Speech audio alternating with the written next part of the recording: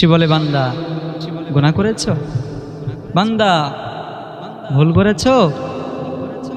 ও বান্দা কি লাগবে তোমার? আল্লাহ রাব্বুল আলামিন এসে ডাক দিতে থাকে যে, বান্দা আয়, গুনাহ করেছিস, আমার কাছে আয়। বান্দা তোর কি লাগবে? আমার কাছে আয় না, আমার কাছে আয়।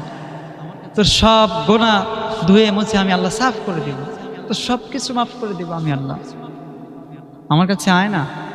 আল্লাহ রাব্বুল আলামিন তাহাজ্জুদের টাইমে নিজে এসে আমাদেরকে ক্ষমার জন্য ডাকে। হায়রে হতভাগা, আফসোস, আমরা থাকি ঘুমিয়ে।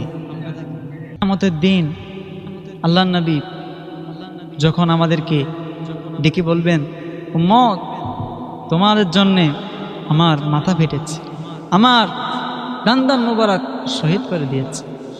যখন আমাদের হিসাবগুলো রাসূল সাল্লাল্লাহু আলাইহি ওয়াসাল্লামের কাছে দেওয়া হবে, রাসূল যদি জিজ্ঞাসা করে যে, উম্মত এগুলো কি? এই যে টাইমের দিকে ফজর নাই, জোহর নাই, আসর নাই, মাগরিব নাই, ইশা নাই, জুম্মা নাই, তাসবিহ তাহলিল নাই, দুরূদ শরীফ নাই, কিছুই নাই, এগুলো কি? এগুলোর জন্যই কি দান মোবারক শহীদ করেছিলাম? এগুলোর জন্যই কি এত কষ্ট করেছিলাম?